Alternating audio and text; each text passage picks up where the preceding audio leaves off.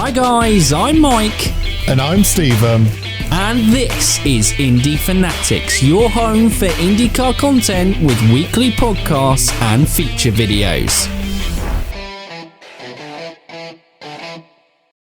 Welcome back to the channel and to the latest episode of the IndyCar Podcast. And Happy New Year to you all. Happy New Year. First video of 2021. Let's hope it's going to be a great year for IndyCar and everything. So obviously, as you've seen by the thumbnail, today we are going to be doing our 2021 predictions. Obviously, our roots come from kind of Formula 1 and F1 YouTube. It's a very popular thing to do with 2021 predictions. So we're going to bring it to IndyCar and we're going to do our predictions from the season. So obviously, this is not a serious video. This isn't, our predictions to be taken literally anything. It's something quite fun that we're going to do now before testing, before anything on that front, and then obviously we'll look back at it at the end of the season and see how wrong we were. Oh yeah, or right.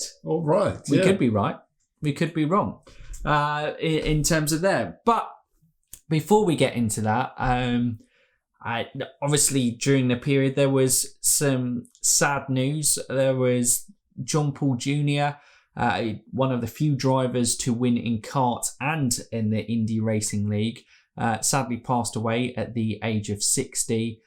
So that was really sad news to hear. Obviously his time within IndyCar was in the 80s and in the 90s when he made a bit of a comeback from there. So that was sad news. And then obviously the very sad news that Mario Andretti's brother Aldo passed away as well. So in 2020 being a pretty poo year, especially for a lot of people sadly lost their lives in that one. And it was so sad that Aldo passed away. Mario, I know, was very shook up. I think his comment that he shared on Twitter, that was just shaken to the core. So, and then obviously that ended the year where it started badly with Aldo's son, John Andretti, passing away from colon cancer as well. So a very sad year for the Andretti family. So obviously our thoughts are with Mario and the whole Andretti family at this kind of difficult time for them. That's sad. We wanted to just kind of say something because it's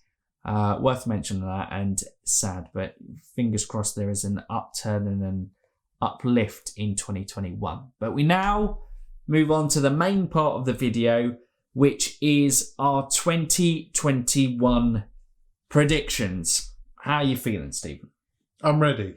I'm ready to make some bold predictions. Bold predictions. Bold predictions. Okay, so I've written down the list, and we want you guys to play along at home. So we want you guys to get involved in the comments down below. While you're there, if you haven't already, click subscribe as well. But yes, we want to hear your predictions for the season as well. So I've written down our predictions that we're going to go. So the first one... Easy. First one's easy. The first one is easy. But we feel like we had to do it because it's something there. 2021 Rookie of the Year. Jimmy Johnson. Okay. That isn't the easy one I was going to go for. Bold. Considering he's not racing the full season. Jimmy! Yeah, but come on, it's like most of the races. It's most of the races considering he misses 4 races. Yeah. My one I thought was easy that I'm surprised you're not going for is Scott McLaughlin. Team Penske. So he's in a top classified team. As a rookie.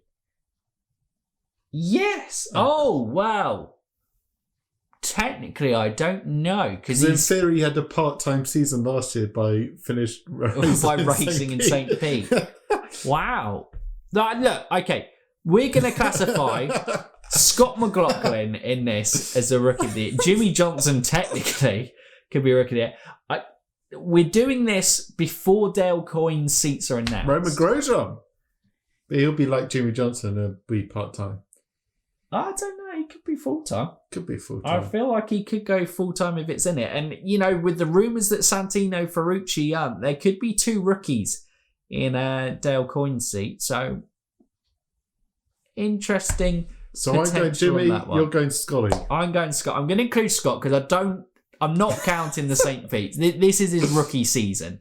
That was just kind of going there. So Have a laugh. there you go. There you go. Jimmy Johnson and Scott McLaughlin are our rookies of the year. This will be an easy one. Jimmy Johnson. Unbelievable. Can't believe that you went in there for that. Right. Most pole positions. Wait. Before we jump into further, have we shown off? Oh, correct. If you haven't already noticed. Oh, forget about that. Just branding some Indy Fanatics merch. Thank you very much to your girlfriend, Hayley. She, for Christmas, was like, look, you guys wear all F1 tops in for F1 Fanatics, because IndyCar is US based. Most of their gear is from the official shop that you can get, and it's pretty difficult to get stuff in the UK here without paying extortionate prices on like customs. So Hayley went and made us some tops. So we've got another 2 tops as well from here that we'll show. So hopefully, you're going to enjoy us wearing our Indy Fanatics merch in there. But anyway, most pole positions. Should I go first this one as you went first last time? Okay, go on then. Easy. Well, it should be easy. It should be easy. I've got to back him. Willpower. Suspense pause. Willpower. I'm backing. He's going to come up in my other predictions as well. Willpower. He's the pole master. Willpower. He's going for Mario Andretti's record. Willpower. Bam. Yeah. You can't see anyone beating him. No one else really looked that consistent on the qualifying laps other than Willpower last season. So based on 4 that, out of his 5 poles last year were on road/street courses. bam. I'm backing Willpower as well. Nice and easy. There you go. I think in these sort of predictions, in pole positions, when you've got the guy who is closing down on the all-time pole record, he's probably the easy choice to go and select. He's the quickest man over 1 lap in the entire grid. Okay. Different one. I didn't pre-warn you for this one. Oh. Most fastest laps this year. Now, last year, just to give you some context, Chip Ganassi as a team had the most fastest laps, and I believe the joint was between Scott Dixon and Felix Rosenqvist on 2. Really? There weren't really... The fastest laps were quite spread out towards the field, so you could literally take a stab in the dark on this one. Jimmy Johnson! Maybe not that stab in the dark. Oh, Jimmy. My Pato Awards. Really, him and McLaren click it on and blast it. Fastest laps. Nice. In 4 races. Nice. I'm going to go for an Andretti boy, Colton Herta. I think also in the end of our podcast at the end of last year, we did like, who does the 2021 calendar favour the most? And Colton was one of those guys out there. I think he's very quick. He's had another year under his belt. I think Colton Herta really could be kind of rising to the top this year. He's going to be my guy who's going to get most fastest laps. Bam! Bam! Bam! Bam! Bam! Okay, so we're moving on to the next one. And next one, we're just kind of looking at overalls. So we're going to go, not the overalls that we wear. The ovals, there's 4 of them. No, not the ovals. Top 5 drivers this season. I want your 5th, 4th, 3rd, 2nd, and then rounding off with the 2021 IndyCar champion. Okay. I presume I've got to start because you went last time. Yeah, go on then. Okay. 5, Colton Herta. Ooh. 4, Pato O'Ward. Oh. No. 4, Alexander Rossi. Oh. 3, Scott Dixon. Oh. 2, Joseph Newgarden. And 1, Willpower. There's only one Willpower. I'm backing Willpower to win the championship this season. I don't know. I just kind of feel if Willpower is going to win another IndyCar championship, it will be this year. He had a bit of momentum going in back end of last year. I feel if he's going to win one, it's going to be this year. If not, I think the young talent will just overtake too far and he'll just concentrate on poles and all-time wins. Yes. That's for me. That's possibly my top 5. Yeah, okay. Herta, Rossi, Dixon, Newgarden, Power. Okay, this is tough. Okay, number 5. I'm going for Scott Dixon. Wow. Uh, Champion to 5th. Still top 5. Yeah, well, I'm going to go wild card. Number 4, Simon Pagenaud. Is he a wild He's card, back. though? Okay, he's back. He's back in 2021. 3, I feel like 5's not enough. I'm running out of positions here. 3. It's only 5 drivers. I know. Only 5 drivers. 3rd person in the championship, Pate. Pate's going to come P3. He's going to improve 1 position from last year. 2nd, Colton Herta. 1st, Alexander Rossi. Wow. Joseph Newgarden not even making the top 5. Or Will Power.